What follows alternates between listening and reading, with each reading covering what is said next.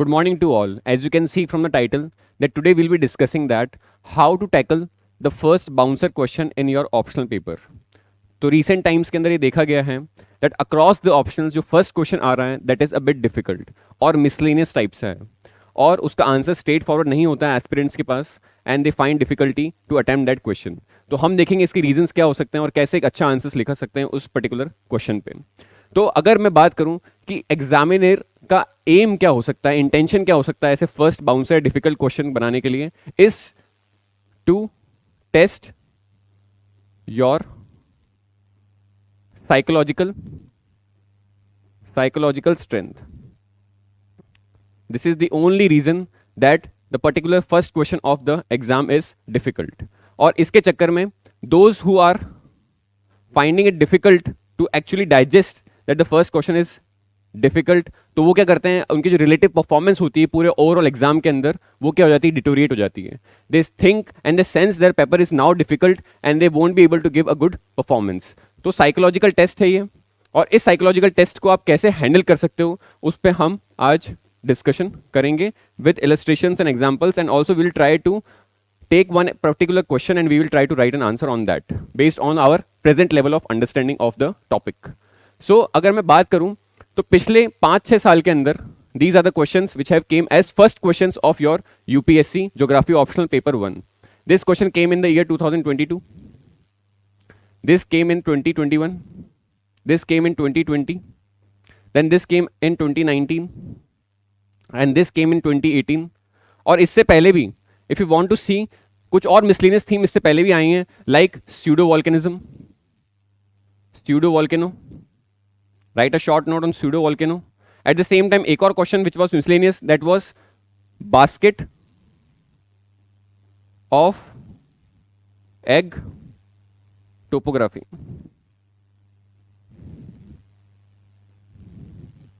तो ये भी सारे फर्स्ट क्वेश्चंस थे इन द प्रीवियस ईयर्स. तो हम देखेंगे कि इनमें से कौन सा क्वेश्चन वॉज अटेम्प्टेबल, जिसमें से हम क्या है कि बेयर मिनिमम मार्क्स अचीव कर पाएं, और इसमें ऐसे कौन से क्वेश्चन हैं जिनको हम छोड़ सकते हैं and we can save the time and we can put more time into making a good quality answer of some question which we know an answer of. I hope it is clear. तो ये सारे question हैं इसको हम देखेंगे, but इससे पहले हम एक फॉर्मूला बनाते हैं कि कैसे इन फर्स्ट क्वेश्चन को क्या है कि हमें अटेम्प्ट करना है. एंड द फॉर्मूला और जो एल्गोरिथम हो सकता है possible, that should be based on these two approaches. और ये अप्रोच क्या हो सकती है? फर्स्ट अप्रोच है, बहुत सीधी सीधी अप्रोच है कि we don't know anything about the topic and therefore we are leaving that particular question. That is the first approach is to duck it. To duck it means to avoid it. हमें question को क्या है कि कुछ भी हमारे पास ना sir है ना पाँव है ना हाथ है क्वेश्चन के, and therefore what we are doing is we are avoiding that question. And what after doing avoidance we are actually saving time. We are saving time because हम यहाँ पर क्या है कि अटेम्प्ट नहीं कर रहे हैं क्वेश्चन को, और जब हम टाइम जो भी सेव कर रहे हैं तो हम क्या करेंगे, किसी और क्वेश्चन का क्वालिटी को इंक्रीज करेंगे. ठीक है, उसके आंसर की क्वालिटी को इंक्रीज करेंगे ताकि हम वहां पर क्या है कि मार्क्स को क्या है कि 50 से 60% अचीव कर सकें, और इसके टाइम को हम क्या है कि डिस्ट्रीब्यूट करेंगे इन आवर अदर आंसर्स. तो फर्स्ट सिंपल थी आइडियोलॉजी या फिर अप्रोच क्या होनी चाहिए, अवॉइड कर दो उस क्वेश्चन को. सेकंड क्या हो सकता है? सेकंड अप्रोच इज कि हम एग्जाम में के अंदर वहां पे कुछ क्या है कि एडहॉक अरेंजमेंट करने की कोशिश करेंगे, सम टेम्पररी अरेंजमेंट करने की कोशिश करेंगे, जिससे क्या है कि हम बेयर मिनिमम लेट्स से 1, 2 और 3 मार्क्स अचीव कर सकें. तो इसमें हमारा टारगेट क्या होगा, that for that particular question we will be trying to achieve this category of marks. I hope it is clear. 1, 2 या 3. और इन सर्टेन एस्पेक्ट्स अगर हम हमारा माइंड बहुत कैलकुलेटेड लगाते हैं तो we can also achieve let's say around 40% marks as well. अब इसका तरीका क्या हो सकता है? इस सेकेंड अप्रोच के अंदर फर्स्ट स्टेप जो है हमारा, that is step 1. That step 1 should be to look on to the etymological aspect of that particular theme और टॉपिक. एटिमोलॉजी का मतलब क्या है कि जो भी वर्ड है या जो भी थीम है क्वेश्चन के अंदर, उसका हमें क्या है कि ओरिजिन पे फोकस करना है. एट द सेम टाइम हमें उसके लिटरल मीनिंग पे भी फोकस करना है. लिटरल मीनिंग पे भी फोकस करना है. आई होप इट इज क्लियर. हम ट्राई करेंगे कि उस वर्ड का ओरिजिन कहां से हो सकता है. ज्योग्राफी का हमने इतना सारा पढ़ा है, ज्योग्राफी की इतनी सारी नॉलेज है, ज्योग्राफी के इतने सारे कीवर्ड हमें पता है, then we will try to see that उसका पॉसिबल ओरिजिन क्या हो सकता है, एट द सेम टाइम उसका लिटरल मीनिंग से क्या है कि हमें क्या सेंस मिल रहा है। हम फर्स्ट लेवल पे ये चेक करेंगे, अगर हमें कुछ लगता है कि हम कुछ इसमें एक्सट्रैक्ट कर सकते हैं, then we will try to write the introduction and the related points of that particular question. We will see shortly कैसे करेंगे हम। देन सेकंड इज कि जो हमारा कीवर्ड था या थीम थी क्वेश्चन की, उसको हम कनेक्ट करेंगे ज्योग्राफिकल सिलेबस से या फिर ज्योग्राफिकल कीवर्ड से और कंसेप्ट से, जैसे limits to growth is an concept, demographic transition theory और model is an concept, epidemiological transition is a concept, hoop Jones is a concept. Then हमारे पास बहुत सारे क्या कंसेप्ट्स हैं, हम वॉल्केनोस के लिए कंसेप्ट पढ़ते हैं हमारे एग्जाम्स के अंदर कि वॉल्केनोस का क्या है कि हम 3 स्टेप प्रोसेसेस पढ़ते हैं कि उनका ओरिजिन होता है, फिर उनका एसेंट होता है, फिर उनका एम्प्लेसमेंट होता है। तो हमने सारी चीज़ें हमने पढ़ रखी हैं, कंसेप्ट हमारे पास हैं, टेक्टोनिक प्लेट्स से कंसेप्ट है हमारे पास, slab pull and slab push, ठीक है। तो हम सब चीज़ें उससे क्या है इसको कनेक्ट करने की कोशिश करेंगे सेकंड स्टेप पे, ठीक है। थर्ड हम क्या ट्राई करेंगे, to draw relevant flow charts, diagrams, maps with the topic. I hope it is clear, ताकि हम क्या है कि उसमें जो ज्योग्राफी का एसेंस है, और वो एसेंस क्या है कि स्पेशल एस्पेक्ट्स देना, उस स्पेशल एस्पेक्ट्स के एसेंस को भी क्या है कि हम फुलफिल कर दें। I hope it is clear. तो ये 2 अप्रोचेस हैं। अब इन 2 अप्रोचेस के बेसिस पे if I want to see the previous year questions जो हमने अभी जस्ट पहले देखे थे, इनमें से कौन कौन से फर्स्ट अप्रोच के अंदर आते हैं और सेकंड अप्रोच के अंदर आते हैं, हम वो देखते हैं। अब फर्स्ट क्वेश्चन है डिफाइन स्पीलियोथेम। अब ये स्पीलियोथेम जो क्वेश्चन है, again it's a technical word, it's a miscellaneous word. अगर आपने रीड किया है then you will know, otherwise you don't have any idea. और अगर आपको कोई आइडिया नहीं है and if you are attempting that question, then there might be a risk. Risk क्या हो सकती है कि यू आर ब्लफिंग। अगर आपको नहीं पता एंड फिर भी आप फोर्सफुली क्या है कि इसको अटेम्प्ट कर रहे हो, that means you are bluffing. An examiner will sense that particular bluffing and it might be a case कि जो एग्जामिनर के माइंड में आपका पर्सनैलिटी का जो ट्रेट है that might be negative. And there are instances जिसमें क्या है कि पेपर 1 के अंदर स्टूडेंट्स आर गेटिंग 70-72 मार्क्स और पेपर 2 में उनके मार्क्स 135-140 प्लस हैं, ठीक है। At the same time there was a student who was actually bluffing in the map entries of paper 2, तो उसके लिए उसके मार्क्स क्या है कि पेपर 2 में was around 70-78 and in paper 1 ही वाज गेटिंग अराउंड 140 प्लस। तो ब्लफिंग नहीं होनी चाहिए। तो अगर if we know this particular question और keyword, then we will attempt it, otherwise we will duck it. But at the same time अगर आपने और किसी ने क्या है कि कास्ट साइकिल ऑफ इरोजन पढ़ा है, तो कास्ट साइकिल ऑफ इरोजन के अंदर जो भी हमारे पास डिपॉजिट्स होते हैं कास्ट साइकिल के अंदर, all the deposits of the caves या कैवर्न्स जो बनती हैं वहां पे, उसके अंदर सारे डिपॉजिट्स कौन से कहलाते हैं, these all deposits are called as speleothem. तो ये टेक्निकल टॉपिक है, ये आपके ज्योग्राफी ऑप्शन या फाउंडेशन बैचेस के अंदर क्या है कि इसको मेंशन किया जाता है, कभी कभी लिखवाया भी जाता है। और इसके अंदर जो भी deposit karst cycle of erosion के अंदर बनते हैं इन द सेकंड स्टेज, कौन सी स्टेज में बनते हैं कास्ट साइकिल के सेकंड स्टेज में, जो भी क्या है कि हमारे पास लैंडफॉर्म्स बनते हैं लाइक स्टेलेक्टाइट्स, स्टेलिग्माइट्स, टूफा एक्सेट्रा, जो भी हमारे बनते हैं तो वो होते हैं। तो पर किसी ने अगर क्या है कि उसको स्पीलियोथेम से नहीं समझा है कभी, then for that particular person it is a typical and technical question. तो वो वहां पर क्या कर सकता है, फर्स्ट अप्रोच लगा सकता है। अगर उसको हल्का सा भी पता है that this particular question was coming from karst cycle of erosion, then he can actually take the chance with the help of second approach, that is वो इटोलॉजिकली इसको क्या डिकोड करने की कोशिश करेगा, ज्योग्राफिकल कंसेप्ट से कनेक्ट करेगा, और उसके लिए क्या है कि कुछ पर्टिकुलर डायग्राम्स भी बना सकते हैं, because we know the diagram of karst topography. I hope it is clear. तो इसके अंदर both first and second approach लग सकती हैं based on your level of reading and level of awareness, because ये टॉपिक पढ़ तो सबने रखा है if you have geography as your optional. Second, describe the concept of altiplanation. अब एल्टीप्लेनेशन क्या है कि बिल्कुल ही क्या है कि इटोलॉजिकली डिकोड हो सकता है। कैसे होगा, let we can see that LT comes from the word altitude, that means at a certain height. We are talking of height. तो etymologically इसको हम कैसे डिकोड कर रहे हैं, हाइट से। At the same time planation in geography, हम जब भी इरोशन सर्फेसेस पढ़ते हैं तो वहां पर हम प्लेनेशन प्रोसेस की बात करते हैं, जो कि एक्सोजेनेटिक प्रोसेस होते हैं, जो भी किसी भी लैंडफॉर्म को क्या है कि हाई रिलीफ से लो रिलीफ तक लेके आने की कोशिश करते हैं। हमने इसके बहुत सारे एंड प्रोडक्ट्स के बारे में बात करी है, लाइक प्लेनेशन, लाइक पेडी प्लेनेशन। तो प्लेनेशन का मतलब क्या होता है ज्योग्राफी के अंदर, बहुतों को पता होगा जिसने सही से क्या है कि अवेयर होकर ज्योग्राफी की तैयारी करी है, that these are erosion surfaces, these are erosion surfaces. अगर मैं बात करूं तो if I will mix erosion surfaces with height now, ठीक है, तो मेरे को सेकंड स्टेप का पता लग जाएगा, ठीक है, that there are erosion surfaces becoming on a certain height. तो हाइट के ऊपर क्या है कि इरोजन सर्फेसेस का बनना is called as altiplanation. I can decode that. तो इटोलॉजिकली मेरा फर्स्ट स्टेप क्या है कि कंप्लीट हो गया है। सेकंड स्टेप पे what I will do is कि now I will connect it with the geographical processes और ज्योग्राफिकल कंसेप्ट्स। तो मैं बता सकता हूं कि इरोजन सर्फेसेस बनने के लिए एक हाइट पे क्या है कि both glacial plus fluvial processes जो होते हैं वो क्या होते हैं, एक्टिव रहते हैं। Glacial processes like freeze and thaw cycles हो गई, निवेशन हो गया, बहुत सारे फ्लूवियल प्रोसेसेस हैं जो हम मेंशन कर सकते हैं यहाँ पर, लाइक रिवर टेरेसेस के अंदर क्या है कि ये पर्टिकुलर एल्टिप्लेनेशंस बन सकते हैं। तो this question can be attempted और इसमें हम टारगेट करेंगे हमको 2 से 3 मार्क्स मिल जाए, which is an edge over the other candidates. So ये सेकंड अप्रोच से क्वेश्चन हो सकता है। So this is question of second approach, ठीक है। Then the question is geographical note. Of course हमें पता है जब भी पैटर्न आता है एग्जाम के अंदर तो हम राइट करते हैं both temporal and special pattern. तो जब ज्योग्राफिकल नोट आता है तो वहां पे भी कुछ स्पेसिफिक चीजें हैं, उसमें हम क्या बताते हैं, प्रोसेस बताते हैं, उसमें हम क्या बताते हैं, लोकेशन बता सकते हैं, उसमें हम क्या बताते हैं, इंपैक्ट बताते हैं। और हमें पता है नोट के अंदर तो क्या है कि we have to give as many dimensions as possible. तो अब आ रहा है क्वेश्चन हैलोवीन स्टॉर्म से। अब मैं इसको एटिमोलॉजिकली डिकोड करूं तो I can decode that Halloween is a kind of festival which I have heard of and which is of the developed world और which is of the western world. तो मुझे क्या है कि लोकेशन के बारे में कुछ पता लग रहा है। एट द सेम टाइम मुझे पता है कि ये रिसेंटली क्या है कि यूजुअली सितंबर टू नवंबर के पीरियड के बीच में क्या है कि हैलोवीन वहां पर सेलिब्रेट किया जाता है। तो I now know the location of this particular thing, I now know the particular time period of this particular thing. At the same time storms जो हैं हमें पता है storms can be 2 types in geography. अगर broadly मैं देखूं तो there can be 1 type of storm which is meteorological storm हो गया। Other type of storm can be magnetic, other type of storm can be magnetic storm. तो 2 meteorological storm हो गया और मैग्नेटिक स्टॉर्म हो गया। अब इससे बाहर नहीं हो सकता है।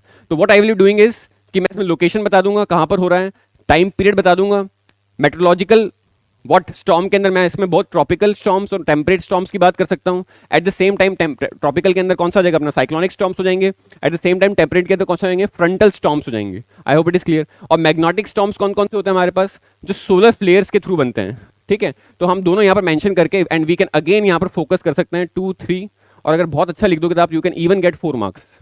तो again this is a question of second approach. I hope it is clear. Then again question number 4 देखते हैं। Describe phreatic eruptions. Again ground water provinces जिसने पढ़ी है रिसोर्स ज्योग्राफी के अंदर, ठीक है, उसने पक्का से पक्का फ्रिएटिक वर्ड ही हैज बीन फैमिलियर विद। तो हम वहां पर पढ़ते हैं फ्रिएटिक या फिर जो भी कहेगी जोन्स पढ़ते हैं किसके अंदर, ग्राउंड वाटर प्रोविंसेस के अंदर। और वहां पर फ्रिएटिक जोन्स पढ़ते हैं, एक्वीफायर्स पढ़ते हैं, एक्वीलूड पढ़ते हैं। तो वहां पर से हमें पता लग रहा है कि it is something related to ground water. एक एटिमोलॉजिकल डिकोडेशन इसका ये हो गया। इरप्शंस का हम पता है हमें, we are actually seeing them in volcanic aspects. दोनों को प्लस कर दो, ठीक है। अब ग्राउंड वाटर के अंदर क्या है कि यहां पर क्या होगा, वाटर होगा। तो फ्रिएटिक इरप्शंस के अंदर क्या होगा, जो भी मैग्मा होगा वॉल्केन इरप्शन वाला, मैग्मा प्लस वाटर वेपर, ठीक है। तो यहां पर क्या है, गैस का कंटेंट ज्यादा होगा and therefore these are explosive kind of eruptions.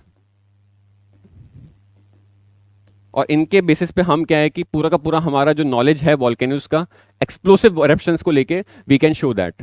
Of course जो हॉट गीजर्स होते हैं वो भी क्या है कि इसके डेफिनेशन में हम लिख सकते हैं फ्रिएटिक इरप्शंस के अंदर। तो यहां पर अगेन क्या है कि we can again secure 3 to 4 even 5 marks if you will write properly the static knowledge of our explosive volcanic eruptions. I hope it is clear, ठीक है। तो फ्रिएटिक इरप्शंस हो जाएंगे। वहां हम बता सकते हैं कि जो आउटर और जो लेटर स्टेजेस में जो क्या है कि लैंडफॉर्म्स बनेंगे, that can be caldera is a one landform of explosion, ठीक है। तो कैल्डेरस बनेंगे वहां पर, बहुत ब्रॉड कैल्डेरस कैन बी फॉर्म्ड। तो this can also be attempted. और बाकी हमारे पास इरप्शन के अंदर वॉल्केनिक नॉलेज है जिसमें हम बता सकते हैं ओरिजिन कैसे हो रहा है, एसेंट कैसे हो रहा है, देन फाइनल एम्प्लेसमेंट कैसे हो रहा है। एक्सप्लोसिव इरोशंस के लिए हमारे पास हमें कुछ टाइप के इरोशंस पता है, लाइक क्रैकेटोआन, लाइक हवाइन आइलैंड्स या हवाइन वॉल्केनिक इरप्शन। तो वहां पर हम इसको एग्जाम्पल्स के फॉर्म में मेंशन भी कर सकते हैं। I hope it is clear. तो अगेन ये कौन सा हो जाएगा, सेकंड अप्रोच का। तो आउट ऑफ दीज 4 हमने काफियों को क्या है कि सेकंड अप्रोच से हैंडल करने की कोशिश करिए।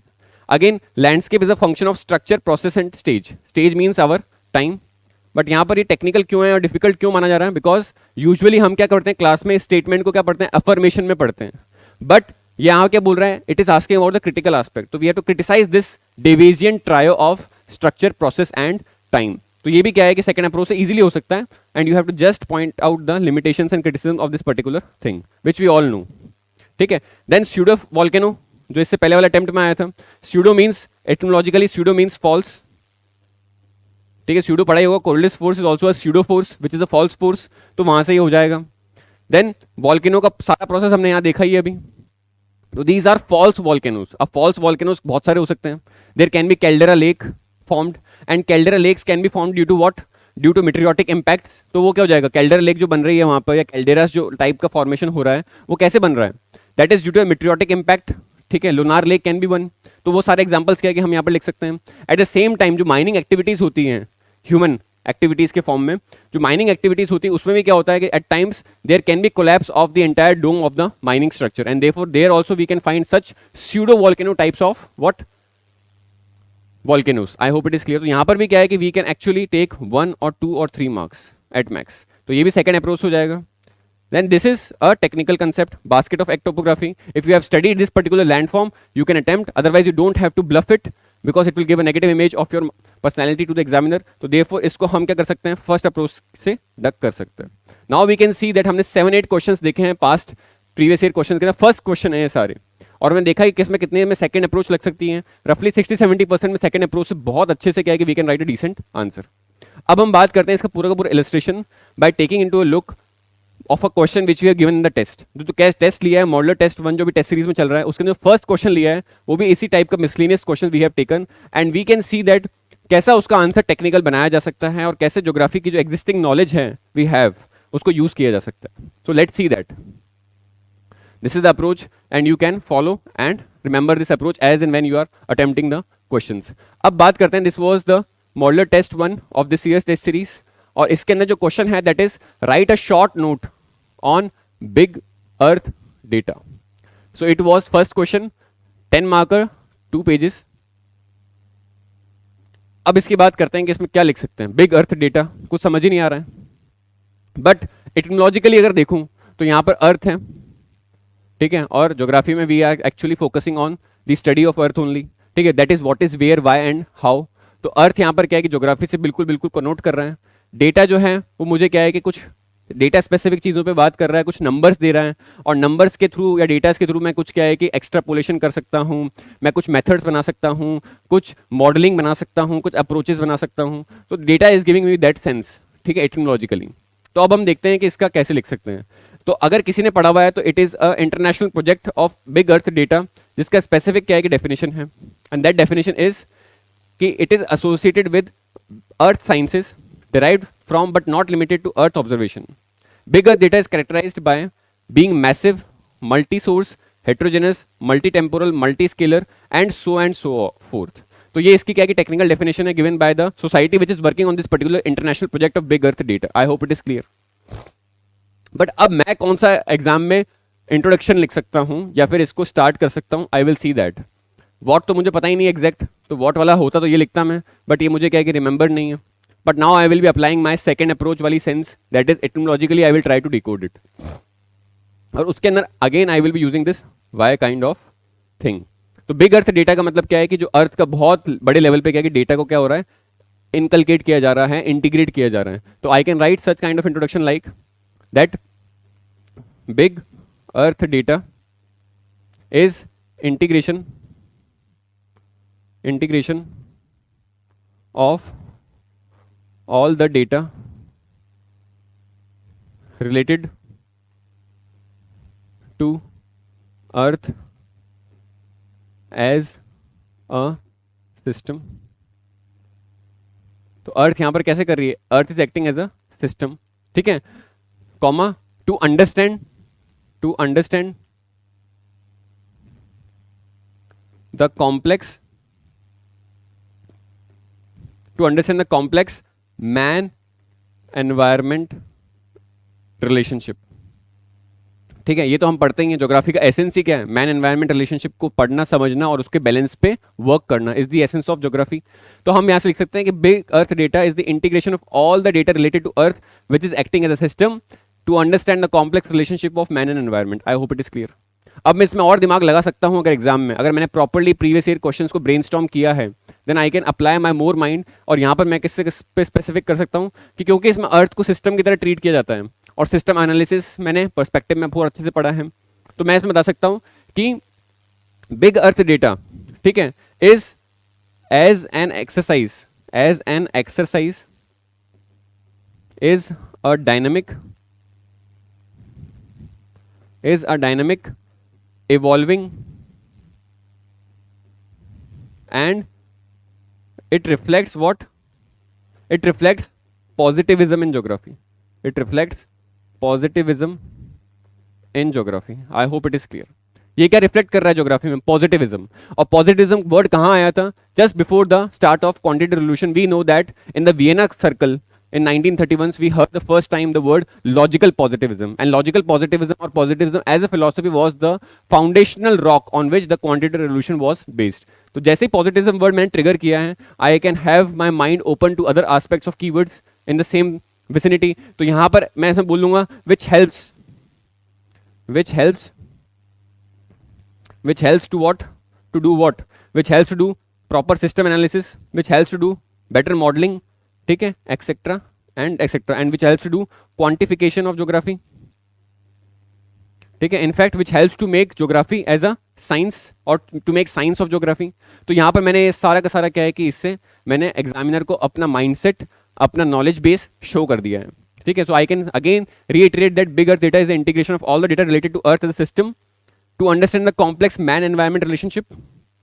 As an exercise is the dynamic evolving concept and reflects positivism in geography, which helps to do system analysis properly, modeling properly, and to quantify geography. I hope it is clear. तो ये मेरा पूरा का पूरा क्या हो जाएगा? Introduction, and a very good introduction which will help examiner to gauge the depth of my knowledge. I hope it is clear. Second, characteristics की बात करूंगा मैं. तो बिग अर्थ डेटा है, तो ऑफकोर्स सी बात है वो अर्थ का डेटा क्या है कि एक्रू कर रहा है, और अर्थ का डेटा जितना ज़्यादा होगा उतना ही ज़्यादा क्या है कि हम उसको यूज़ कर पाएंगे. तो इट विल कैरेक्टरिस्टिक्स क्या है कि कॉम्प्लेक्स रियलिटी को समझाने के लिए हेल्प करेगा. ये जो फिजिकल और ह्यूमन फैक्टर्स का इंटीग्रेशन करेगा, जो हम डाइकोटॉमी पढ़ते हैं पर्सपेक्टिव्स में, that is there is a dichotomy between physical geography and human geography. तो डाइकोटॉमी को भी क्या है कि काफ़ी हद तक ये नैरो डाउन करेगा, उसमें काफ़ी हद तक क्या है कि इंटर रिलेशंस को, इंटीग्रेशंस को इंक्रीज करेगा. Then it is integration of different data sources. तो हमने पता है फिनमिन डायग्राम पढ़ा है, जिसमें ज्योग्राफी एनसीईआरटी के अंदर हम स्टार्ट करते हैं. तो उसमें हम देखते हैं कि बायोलॉजी का किससे इंपैक्ट है, बायोज्योग्राफी से इंपैक्ट है, सोशियोलॉजी का किससे इंपैक्ट है, पॉलिटिकल एस्पेक्ट्स का पॉलिटिकल ज्योग्राफी से इंपैक्ट है. तो इस सारा का सारा क्या है कि हम उसमें फिनमिन डायग्राम में पढ़ते हैं. तो वो भी क्या है कि सारा का सारा डेटा सोर्स क्या है कि हमें ज्योग्राफी को और अप्लाइड बनाने के अंदर हेल्प करेगा.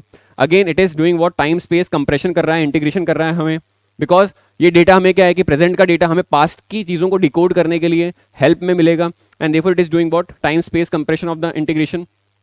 तो हमें पता है that present is the key to the past, and therefore the more data we have of the present and more qualitative data we have, we can actually build the past denudational chronology of the events. तो वो चीज़ हो सकती है.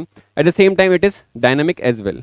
ठीक है, तो जो भी क्या है कि सिस्टम्स जो हैं अर्थ के ऊपर which are very dynamic and complex and which are changing and which are changing on real time basis, like cryosphere is changing in the era of global warming and climate change. तो उसमें भी क्या है कि help करेगा. तो ये characteristics हैं, if I know I can write, but since I am giving you a model answer here, हम देख सकते हैं, हम रीड कर सकते हैं इस चीज़ को, and this can also be used as a case study. ठीक है, अब इसके बाद बात करते हैं हाउ इट इज प्रोड्यूस्ड. फिर उसके बाद क्या, क्योंकि शॉर्ट नोट है, ठीक है, that is short note in big earth data. Short note में हमें एक ही फिलोसफी रखनी, that we have to write as many dimensions as possible, and therefore we will write what, why, characteristics, how it is produced, then significance, then applications, then shortcomings अगर if any we know. ठीक है, तो यहाँ हम देख सकते हैं how it is produced. It is produced by satellite observations, then internet of things, then modeling simulators. ठीक है, जो भी सुपर कंप्यूटर्स होते हैं उनके थ्रू क्या है कि we are accruing this big earth data on real time basis of both the physical and the human world. I hope it is clear. Then it is use of advance technologies like cloud computing, big earth data, AI, MI, artificial intelligence, machine learning, super computing, edge computing, quantum computing, then the aspect of blockchain. ठीक है, तो ये सारे हमें पता है कि big earth data क्या है कि इन टेक्नोलॉजीज के ऊपर ही बेस्ड होगा. ये तो लॉजिकली भी कोई क्या है कि लिख सकता था. This is not a rocket science we are using. इसके ऊपर जब ये पूरा का पूरा हमारे पास क्या है कि ये एक्रू होता है, प्रोड्यूस होता है, तो इसके बेसिस पे हम क्या कर सकते हैं, we can extract the qualitative data. इसमें एक्सट्रैक्शन हो सकता है. इस एक्सट्रैक्शन को करने के बाद we can actually transform that data, we can actually transform that particular data. Transformation करने के बाद क्या कर सकते हैं, इस पर्टिकुलर डेटा को क्या है कि हम इवेल्युएट कर सकते हैं, इवेल्युएट कर सकते हैं. उसको इवेल्युएट करने के बाद क्या है कि उसको हम डिडक्ट कर सकते हैं. डिडक्ट करने के बाद किसी और चीज से उसको क्या कर सकते हैं, ऑगमेंट कर सकते हैं. ठीक है, to ascertain a real image or the real picture of the world history world present and world past. ठीक है, तो अर्थ के बारे में क्या है कि we will be having a very good what library of the things. I hope it is clear. तो हमने एक सेकंड डायमेंशन लिख दिया कि प्रोड्यूस कैसे होता है बिग अर्थ डेटा। उसके बाद एप्लीकेशंस पे आ गए हम। अब एप्लीकेशंस के अंदर अगेन ग्लोबल वार्मिंग और क्लाइमेट चेंज में बहुत सारी एप्लीकेशंस हैं। ठीक है, अब इस सारे जो भी एग्जांपल मैं बताऊंगा, you have every one of you have read these examples in your geography class notes. ठीक है, अब देखते हैं क्या हो सकता है। फर्स्ट एप्लीकेशन क्या है, global warming and climate change. ठीक है, उसमें हम क्या बात कर रहे हैं कि यहाँ जो भी क्या है रिमोट सेंसिंग होगी, it offers high precision and spatio temporal stability.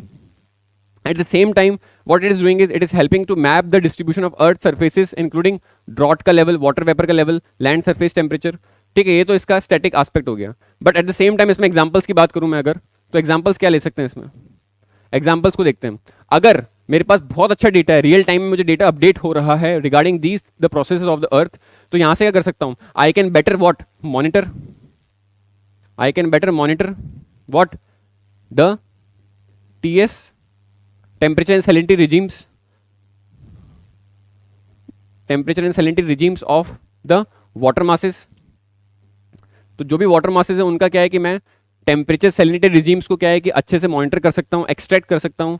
और इसको एक्सट्रैक्ट करने के बाद I can draw what better TS diagrams. TS diagrams को मैं क्या है और क्वालिटेटिव बना सकता हूँ।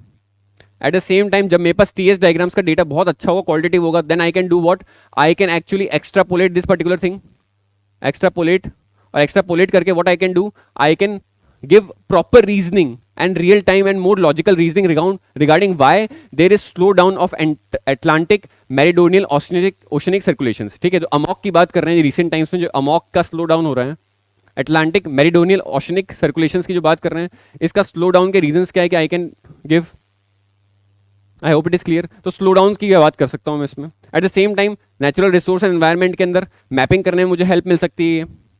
ठीक है, at the same time modelling environmental pollution और एसेसिंग द इंपैक्ट करने में हेल्प मिल सकता है। एग्जांपल की मैं बात करूं, now we are talking in recent times regarding what green accounting. या example I can give green accounting, तो ये इसका सिग्निफिकेंस हो जाएगा कि ग्रीन चीजों की अकाउंटिंग करने में हेल्प करेगा। At the same time there is an initiative called as NCAVES, which is national capital accounting and valuation of ecosystem services.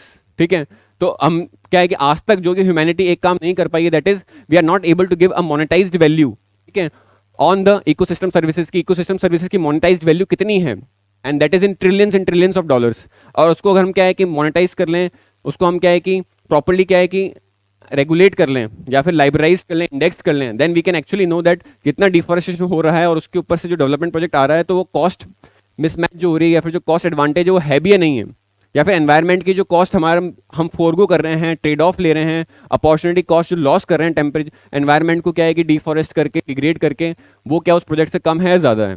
ठीक है, तो वो भी हम क्या है कि रियल टाइम में कर सकते हैं। At the same time precision agriculture में, लैंड इवैल्यूएशन में हो सकता है इसका use, blockchain technology land evaluation में हो ही रही है use. Eight the same time precision farming, Israel is using these things, Israel की केस स्टडी डाल सकते हो यहाँ पे।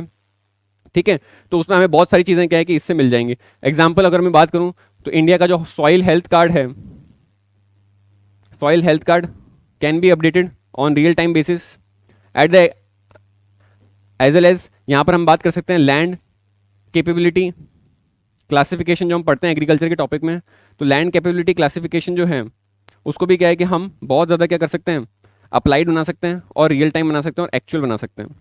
आई होप इट इज़ क्लियर। तो ये सारे एग्जाम्पल्स क्या है कि you know from your geography readings, you can write all these things कि लैंड कैपेबिलिटी क्लासिफिकेशन, कौन सा लैंड कैसी कैपेबिलिटी ऑफ लैंड प्रोडक्टिविटी को इंश्योर कर सकता है, वो भी क्या बन जाएगा इस पर्टिकुलर डेटा सेट से we can accrue. Then hazards and risk, ठीक है, quantifying hazards, exposure, vulnerability elements, ये सारी चीज़ कौन करेगा, अगेन बिग अर्थ डेटा करेगा। इसके हेल्प से हम क्या कर सकते हैं, we can actually put sensors, ठीक है, जो सेंसर्स लगे हैं बिग अर्थ डेटा के प्रोजेक्ट के अंदर, उसके थ्रू क्या कर सकते हैं हम रियल टाइम इंफॉर्मेशन लग सकते हैं कि कितने सारे ग्लॉफ के इवेंट्स बन सकते हैं, पोटेंशियल ग्लॉफ के इवेंट्स, ग्लेशियर लेक आउटबर्स्ट के इवेंट्स बन सकते हैं, कितनी सारी ग्लेशियर लेक्स हैं हिमालयन रीजन के अंदर, उसको ले सकते हैं हम।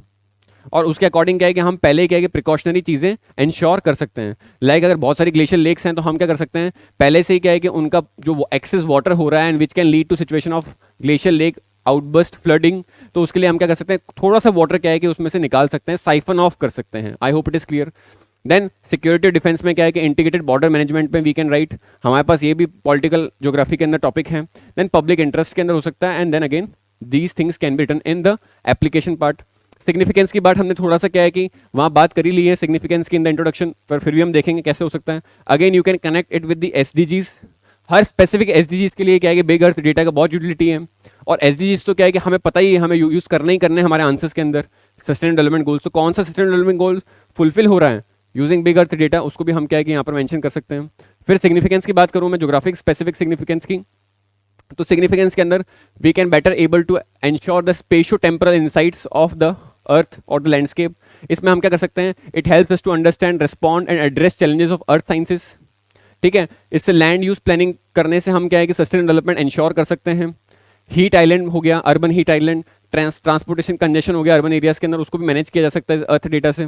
ठीक है, अर्थ डेटा क्या है, गूगल मैप्स ही एक तरीके से, ठीक है, रियल टाइम में अपडेट होते हुए। Then it can help us to make gravity models more applied in nature, because अब हमारे पास डेटा होगा कि कौन से पर्टिकुलर डेस्टिनेशन का कितना ज़्यादा अट्रैक्शन पुल है, और उस अट्रैक्शन पुल की वजह से कितना ज़्यादा पॉपुलेशन पे इम्पैक्ट हो रहा है, कितना ज़्यादा पॉल्यूशन के लेवल क्या है कि इंक्रीज हो रहे हैं, और एनवायरमेंटल डिग्रेडेशन कितना हो रहा है उस पर्टिकुलर पॉपुलेशन के अट्रैक्शन से या फिर पुल से ऑफ अ पर्टिकुलर डेस्टिनेशन और अ प्लेस। तो हम ग्रेविटी मॉडल्स को भी अप्लाइड बना सकते हैं। Increasing use of tools like system analysis, modelling. अब सिस्टम एनालिसिस की बात करो, सिस्टम के अंदर दो चीज़ें क्या होती हैं इंपॉर्टेंट, एक होते हैं एलिमेंट्स और एक होता है कि उन एलिमेंट्स के बीच में क्या करना, इंटर रिलेशनशिप को इंश्योर करना, इंटर रिलेशनशिप को इंश्योर करना। तो ये क्या है कि एलिमेंट्स के बारे में हमें क्या है कि बहुत अच्छी इंफॉर्मेशन देगा, और ये एलिमेंट्स आपस में कैसे बाइंड हैं, इंटरडिपेंडेंट हैं, इंटर रिलेटेड हैं, उसके बारे में भी क्या है कि इन्फॉर्मेशन देगा हमें। सो हम सिस्टम एनालिसिस मॉडलिंग को भी क्या है कि अच्छे से इंश्योर कर सकते हैं। और फाइनली हम क्या कर सकते हैं, इसके चैलेंजेस को पॉइंट आउट कर सकते हैं कि these are some challenges. Of course सी बात है, ये क्या करेगा, जो रियलिटी है, कॉम्प्लेक्स रियलिटी है, उसको क्या करेगा, रिड्यूस करेगा, सिंप्लीफाई करेगा, which should not be the case. जो हमने क्वांटिटेटिव रेवोल्यूशन के, मॉडलिंग के, सिस्टम एनालिसिस के क्या है कि जो भी हमने नेगेटिव्स दिए हैं कि नॉर्मेटिव एस्पेक्ट्स को क्या है कि नहीं ले पाएगा वहाँ पे, वो भी सारे लिख सकते हैं। At the same time there must be, जो भी टेक्नोलॉजी के साथ जो भी इश्यूज होते हैं, चैलेंजेस होते हैं, उनको भी हम यहाँ पे मेंशन कर सकते हैं। I hope it is clear. So this was a discussion on this question of big earth data. हमने कैसे क्या है कि जो मिसलेनियस और डिफिकल्ट क्वेश्चंस आते हैं एग्जाम में, उनको सॉल्व करने का, उनको इजीली एक अच्छा आंसर देने का, उस पर जो हमें स्ट्रैटेजी थी, उसके अप्रोचेस थी, हमने डिस्कस करी है इस क्वेश्चन के अंदर। And this is how we should apply our mind while brainstorming the questions of test series and while brainstorming the previous year questions and their structuring. तो हमें ये यूज करना पड़ेगा। ऑफ कोर्स की बात है, यहाँ मैंने बहुत आइडल प्रोजेक्ट किया है, तुम्हें इतना आइडल कोई भी नहीं लिख सकता है। No one can write such kind of ideal answers, but at the same time what we can do in such questions we can at least expect that we can give 20 to 30% of our knowledge, and which is very logical and very in much sync with the question ideology. I hope it is clear, and which is should be our target as well. तो ये वाला पूरा intention था इस particular video को बनाने का. I hope it is useful. If you like the video, kindly share it with your friends. Thank you.